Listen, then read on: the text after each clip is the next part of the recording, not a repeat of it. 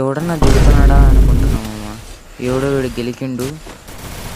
Full damage దించి పడుతున్నాడు మమ్మ MP40తో. వీడిని తీసి సావుడే. వీడిని ఎవడో డ్యామేజ్ ఇచ్చిండు. ఎనిమిది గాడైతే వీనికి డ్యామేజ్ ఇచ్చిండు. మనకి ఫ్రీగా కిల్ వచ్చినట్లే. ఫస్ట్ అయితే మనం మెడికిట్ వేసుకుందాం. మెడికిట్ అయితే వేసేసుకున్నాం. ఆడెవడో లాంగ్లో ఆఫ్లైన్ అనుకుంటామమ్మ. ఇక్కడ నుంచి ఎవడో కొట్టిండు. 1 ఫుల్కిల్ చేసేసుకున్నాం. వాడైతే అయిపోయిండు. ఇక్కడ ఎవడో కొట్టిండు కదా ఇందాక. వాడిని సంగతి చూద్దాం. దుద్దు లోపల పోయినాడు. దొంగన కొడుకు. దీనికైతే జంప్ షాట్ ఎక్స్ షాట్ అయితే రెడ్ పడిపోయింది. ఇప్పుడైతే ఆడ గుర్రం దగ్గర ఎగిరిచ్చేసి ఎనిమిది దగ్గరికి అయితే పోదాం మామ.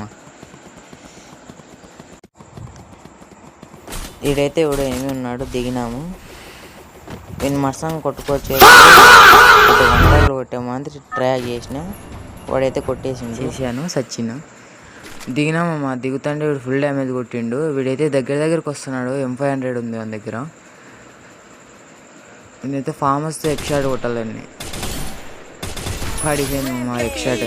నీకైతే అమౌంట్ వేద్దామమ్మ. వీడు చాలా తలకాయలు తిన్నాడు. వీడు మళ్ళీ దిగినాడు. నేనైతే కొట్టినాను. కొద్దిగా గాల్లోనే పడింది.